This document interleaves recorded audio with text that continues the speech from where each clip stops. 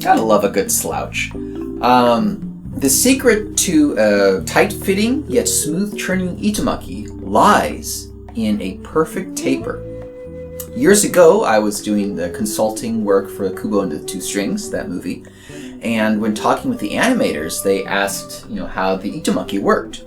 I explained that, they're friction pegs held in with friction, and they noted that their $10,000, $20,000 equipment, specifically this arm that controlled the camera, they said that mechanically it used the same principles as the Itomaki. The joints were all these tapered metal cones or something. I clearly recall them saying that a tapered joint or whatever is like the strongest joint physically possible, I guess, more than bonding with glue or bolts or such. So that was pretty cool to see that the mechanics of this simple instrument is the same as this expensive cinematography gear. And with that, what makes the Itomaki fit tight and what makes the camera arm work well, it requires very, very small margins. I would say, for Itomaki at least, like 0.5 millimeter, roughly. And because of that, basically, Itomaki are not plug and play. The zagane diameter, that can vary by 0.5 millimeter or so. Even the angle of the holes drilled, that can vary by 0.5 millimeter to maybe even 1 millimeter. And the combination of all that, it can result in an Itomaki fitting perfectly in one shamisen, but you take it out, put it in another, it's either maybe will be too tight and not fit all the way in, or it'll be so loose it slips out. So because of that, Itomaki are specially fitted for each individual shamisen and each individual row of holes. Tokyo Agaki, they make 95% of the Itomaki in Japan. And when they sell Itomaki to other makers, they intentionally make this peg portion thicker so that when the craftsman receives it, they have room to sand it down and ensure that it fits perfectly. Now, I've received brand new Itomaki from them many times, and they really leave a generous amount of wood on the peg end. And that's totally fine if you have a lathe, but if you're sanding by hand, that's hours of work to remove that wood so it even fits in. I've taken a gamble to say that, these days, shamisen, they're close enough where you don't need that much wood there.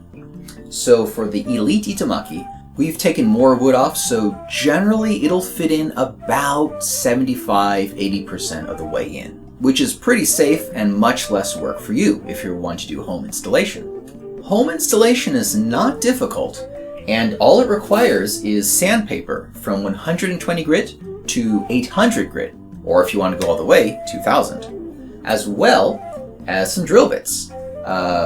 One that's 1.5 millimeters diameter, that's for the Ichinoito, and the others is a 1 millimeter diameter drill bit. So just with those, you can do home installation and save a few bucks. So while it's technically easy, all you're doing is just sanding away wood until it fits in.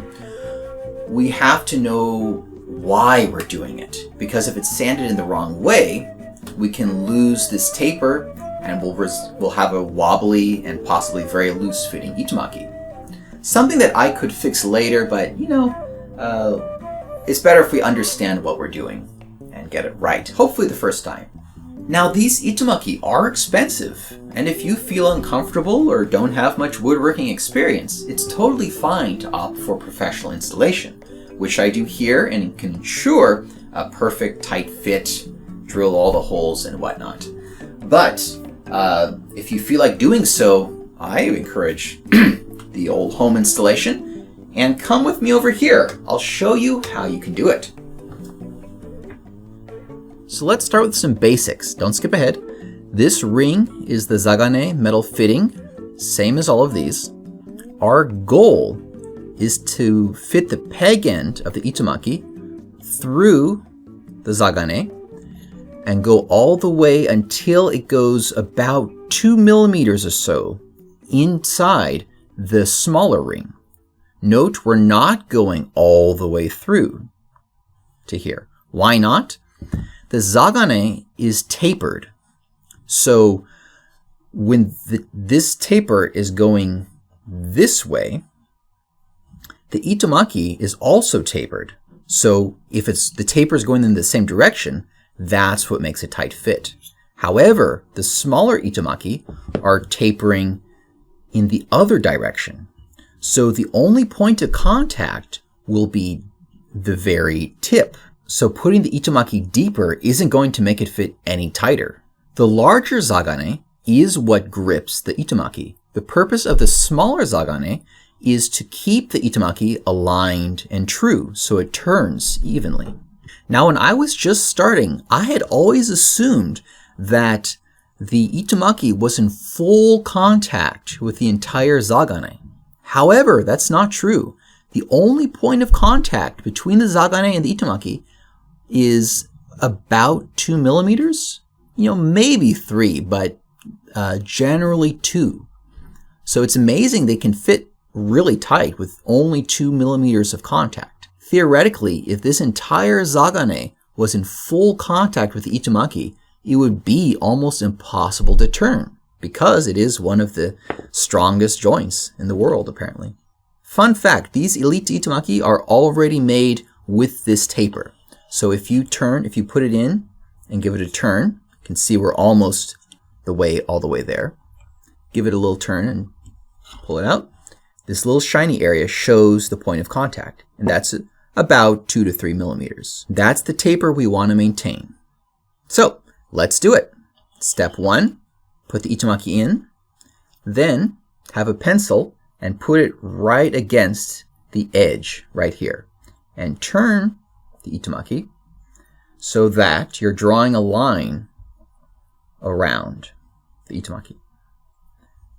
Now pull it out, and we can see the pencil line right here. This is the point of contact.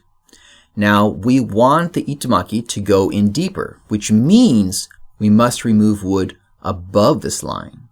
However, if we only remove wood above the line, we're going to lose the taper, and that can result in wobbly, poor turning itomaki, and I did that many times early on.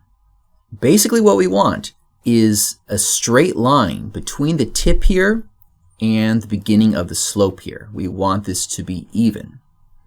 And if we only removed wood from here on, theoretically, this would be going up, and then where we sand, that goes down.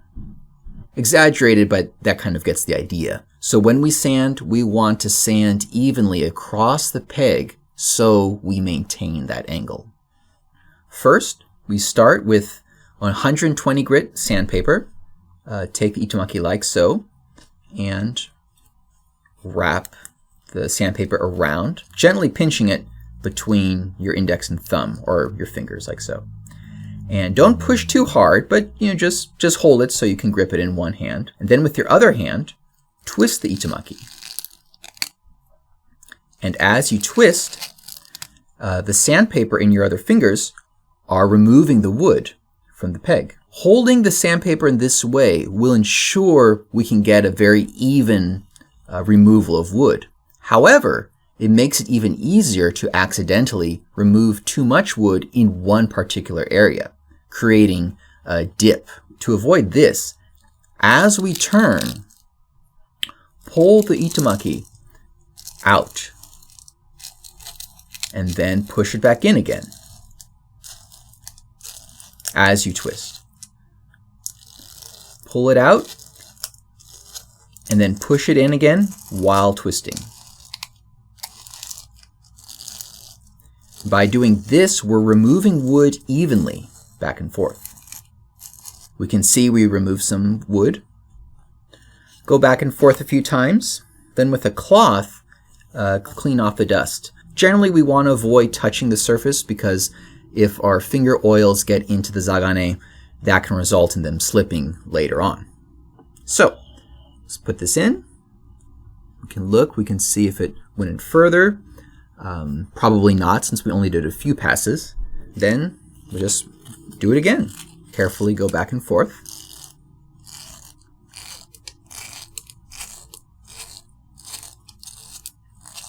And I admit I'm not doing the best job because I'm both looking into the monitor at the same time.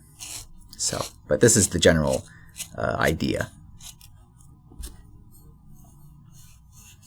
Wipe. Check again. Okay, we're getting very close. At this point, I'll say let's switch to 220 grit. By the end, we want this smooth. 220 grit sandpaper is finer than 120, but it will still remove some wood. So by the time it's almost touching the other side, that'll be the time to switch to finer grits.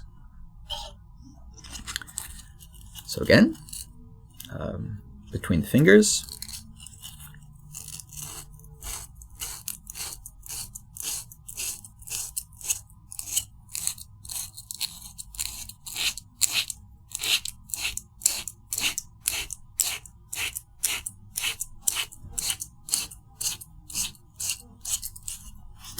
Let's try that. Take the cloth.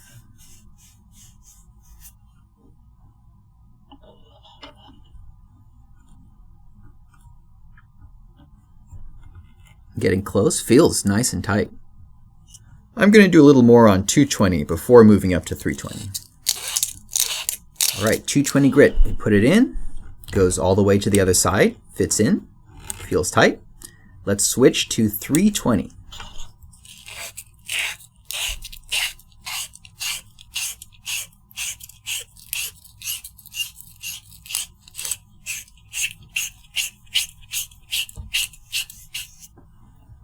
Looking smoother.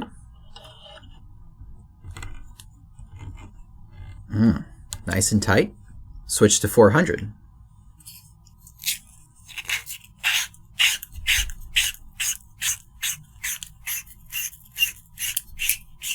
At this point, I don't think we need to keep checking because it's very fine. We can just move up to 800.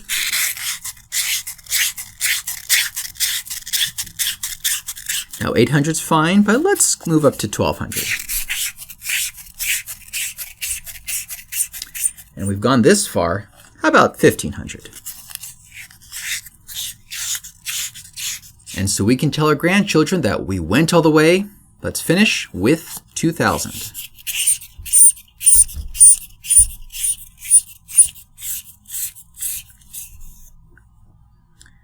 Put it in. Nice. Very tight. Tight and turn smooth. All right, that is how to install Itomaki. I'm going to fit in the rest and then we'll figure out where to drill the holes. With a pencil, let's mark the location for each hole, starting with the Ichinoito, the topmost Itomaki. Generally, the location will be about 5 millimeters from the edge here. So you can use a ruler if you want. It'll be about here. That's good. Now, the next two locations can vary. Generally, I've always found that the holes will be put here on the outside edge, here and here. However, for the Oyama-ryu, they put the string hole on the inside edge, here and here, I believe. So really, it basically doesn't matter, whichever you prefer, outside or inside edge. Either way, it's about 5 millimeters from the edge. So I'm going to do the outside edge. Outside edge. So I've chosen the outside edge for these two, but no matter what, the Ichinoito, the topmost Itomaki, will always have the hole here on the inside edge. From there, let's get our drill bits and drill them holes. First, take an ice pick or a pin or something and just make a little indentation on your pencil line, like so. That will help the drill bit stay in place. Now for the Ichinoito, use the 1.5 millimeter drill bit.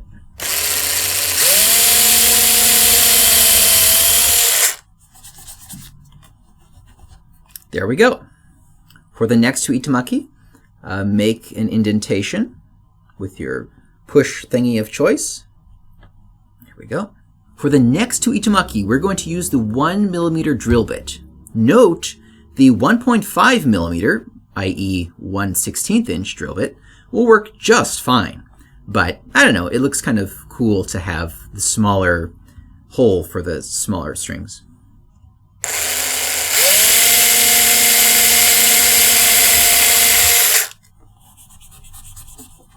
There we go. And simply repeat for the last Itomaki.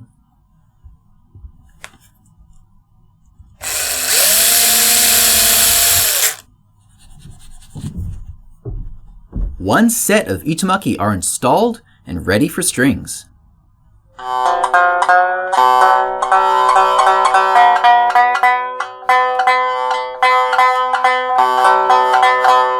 There we go. We got one set of Itomaki installed, strung up, ready to play.